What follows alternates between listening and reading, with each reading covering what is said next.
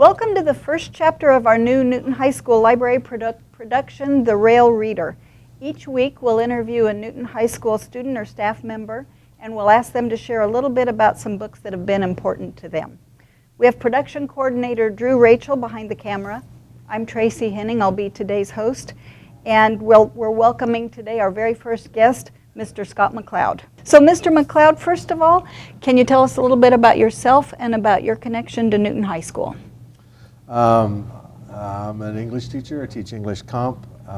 My grandfather graduated from Newton High School. My father and mother graduated from Newton High School. I graduated from Newton High School. My kids graduated from Newton High School. And my grandkids graduating from Newton High School. I'm teaching in the same classroom that was my junior English back in the 70s. So I like teaching in my hometown. I like the fact that I know people and people know me. I like watching the kids. So your roots in the school and in the town run pretty deep. Very deep. You're a Newton guy. Yeah, 1872 is the first family in this area. It's wonderful to have that kind of history with a place and to like it well enough to still want to be here. Yeah. I think that's and important. When I was a student here, the library was where I hung out. I hung out in the library every day at lunch. Oh, so we've got the perfect person for the first guest on the program. Can you share just a little in general about the importance of books and reading in your life? I grew up without a TV and without any of those kind of distractions. I was a missionary kid, and for whatever reason, my parents, they took me to the library every Saturday, and I could check out as many books as I wanted. And for many, many years, my goal was to read 200 books a year. But reading is just, I don't remember a time when I wasn't reading. My grandmother taught me to read. I was reading before first grade. So you mentioned you read poetry. You also write poetry, is that correct? Yeah, I'm a published poet. I have a creative writing degree from Wichita State. So are there any of, you've got quite an interesting selection here, are there any of these that you'd like to talk about first? Sure. Okay. I tried to pick books that were important to me in high school. In high school, The Lord of the Rings was my Harry Potter, my generation's Harry Potter. And we were so into, we would sit in the library and we learned the languages. We would write letters to each other in Elvish. It started a long campaign with Dungeons and Dragons. Played a lot of D&D. For me, it's not fantasy, and it's not sci-fi. It is myth-making. It is myth-making at the highest level. It was the creation of a whole world with languages and history of the languages and etymology of the words in the languages that Tolkien created.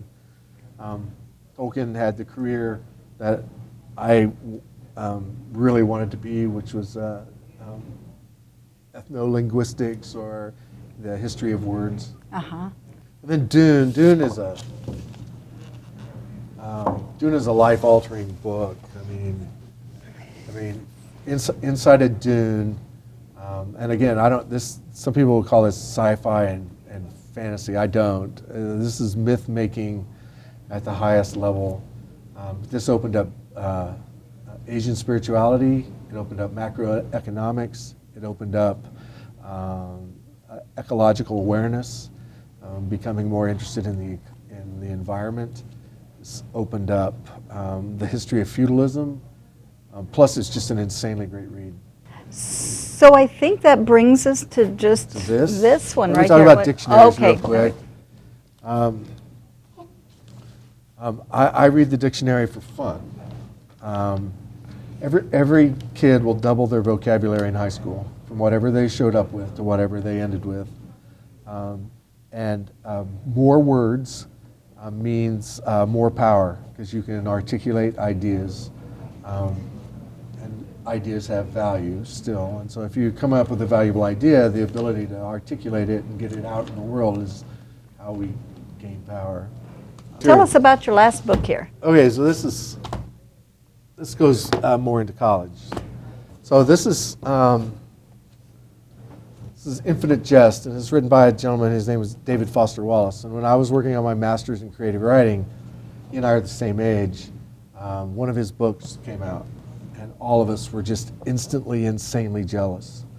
No one had written like this before. We had not seen people writing short fiction or long fiction like this before. It was just radically different, and I was desperate to try to write like him. This book was long after I was out of college. And, so this has been inspiring for you, and pure jealousy. Yeah. It's a great book. I mean, it's considered one of the. I mean, it's a tough book. I mean, you could say it's top 15 most difficult books to read in the English language. Finnegan's Wake being the most difficult book to read in the English language. And this was way up there. I mean, part of what I loved about it was 150 pages of footnotes. Oh, wow. Histories Okay. of words, histories of tennis, of all kinds of things. And I wanted to be this guy. I wanted to write like this guy. So I wanted to know just briefly what's next for you. Okay. I have my next book I want to finish. It's a book-length poem. Wow. Or a sequence of poems that form a book-length narrative. Mm-hmm. I'm on my second draft. Hard going. So I want to finish that. I'll be ramping up. My father and I have a clock repair business. Mm-hmm. My father's been doing it for 40 years. He's 83. So I'm a 59-year-old apprentice. There you go. And so we're going to try to continue clock repair, and we'll expand that. I'll expand that a little bit into other kinds of repair, like music boxes and stuff along those lines. We really appreciate you being here today. Thank you for letting us try out our new. Edit this a little bit. Edit it for clarity and brevity. Well, I mean, we could go on for another 4 or 5 hours. If you want. We could. I appreciate you letting us try this out on you. Thank you very much. Easily 4 or 5 hours. And if you've been listening, if you heard some background noise, I hope you did. I hope you noticed a little background noise, because it's been far too quiet in the library, and we have had a few people come in to work on things and to check out books, so we're happy to see some more activity picking up in here again.